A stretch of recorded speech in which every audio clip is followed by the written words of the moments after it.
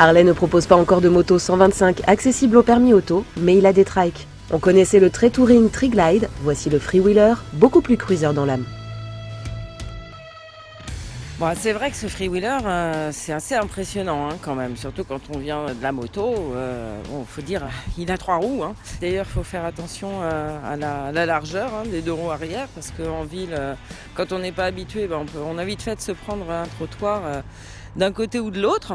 Et pourtant, il est quand même assez accessible, même aux petits gabarits, puisque moi, par exemple, je mesure 1m60, je suis très bien dessus. Il n'y a guère qu'au niveau du guidon pour les petits bras où ça pourra gêner un petit peu.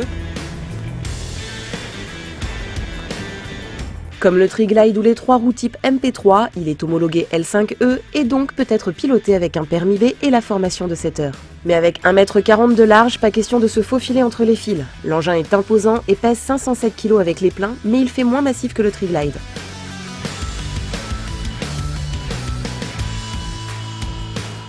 Il hérite de la version 107 cubic inch du dernier Big Twin Milwaukee 8, Euro 4 bien sûr.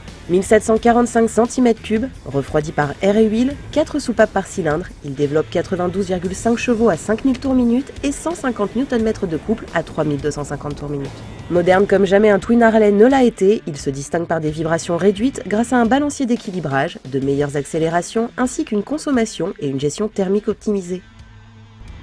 Alors ils ont vraiment bien travaillé sur ce nouveau moteur, il y a moins de vibrations, il y a moins d'inertie, plus de réactivité, le régime de ralenti est plus bas, aux alentours de 850 tours minute, mais bon, il conserve toujours son caractère de Big Twin Harley, bien sûr. On profite d'un peu plus de puissance, d'un peu plus de couple, toujours sur la même plage de régime, entre 2500 et 5000 tours minute. Là, on peut croiser à 90 en 6e à 2200 tours minute. Il nous reste de la marge avant d'atteindre le couple maxi, et ça jusqu'à la zone rouge à 5500 tours minute. C'est vraiment des bons coups de pied aux fesses à chaque fois qu'on passe ce couple maxi, c'est super agréable. En l'occurrence, pour mouvoir le freewheeler, le 107 a avalé lors de cet essai 8,8 litres au 100 km. Réactif, il tracte volontiers le poids de l'engin, même si l'on n'en profite pas comme sur une Street Glide par exemple, et sa souplesse permet d'évoluer sur le 6e rapport à 1500 tours minute. On a l'impression d'être sur la route 66, on regarde le paysage défiler dans les chromes de la face avant, on s'imagine ailleurs, c'est le voyage. Tiens, ça me rappelle aussi notre road trip à Oman et Dubaï, que vous pouvez aussi voir sur motorlife.tv. Là, ça c'est franchement inimitable. Les commandes au guidon sont au standard de la gamme Touring Harley avec un cruise control de série. On retrouve le bouchon de réservoir à simple vis et la jauge analogique de part et d'autre de l'instrumentation. Elle intègre un compteur de vitesse analogique et un écran numérique avec toutes les infos nécessaires. C'est ici aussi que l'on trouve l'indispensable commande de marche arrière. Un appui long, le R clignote au tableau de bord. Un deuxième appui, le R reste fixe et on recule en laissant le doigt appuyé sur ce même bouton. Alors forcément, l'absence de carénage, puisqu'on est sur un cruiser, ça devient plus délicat de dépasser 120-130 km/h, parce que là, on en prend plein la poire. C'est ça qui est marrant aussi. Sans carénage, l'avant est emprunté au Road King avec des feux espacés obligatoires pour l'homologation de part et d'autre de la grosse optique, ici aveugle. L'arrière se contente d'un petit coffre où l'on peut ranger 2 casques intégraux et autres affaires.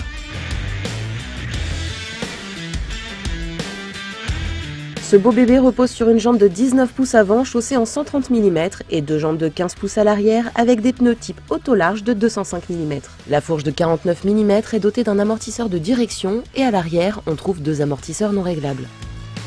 Ça secoue quand même pas mal, les amortisseurs sont plutôt rêches. Ça secoue aussi pas mal de l'avant, dès que le bitume est fripé. Et heureusement qu'on a un amortisseur de direction, comme sur le Tri-Glide. Niveau confort, là il n'y a rien à dire, on est très bien assis, la serre est super confortable. Ça c'est surtout vrai pour le pilote, parce que pour le passager c'est encore autre chose.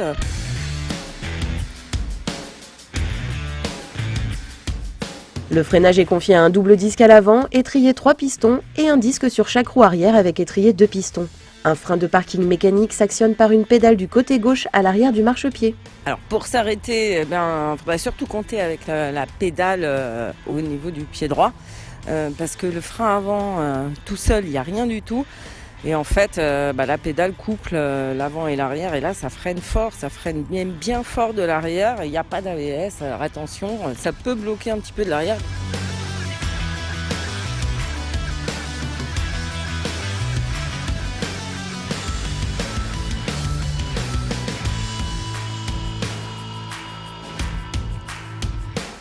Bon, globalement, ça tient bien la route. Ça, c'est surtout valable sur des grandes lignes droites, sur un bitume bien lisse.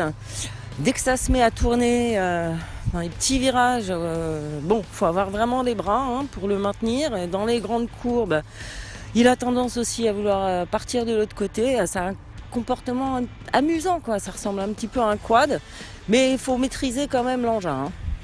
Avec le Freewheeler, Harley propose à tous ceux qui n'ont pas le permis moto une alternative amusante au Triglide. Certes, il est moins bien équipé pour le voyage et assume son côté égoïste. À part si vous souhaitez vous débarrasser de votre passagère, il faudra passer par la case option pour le duo. Ce qui alourdit bien sûr la facture qui s'élève à 29 850 €. Mais le rêve américain a-t-il un prix ?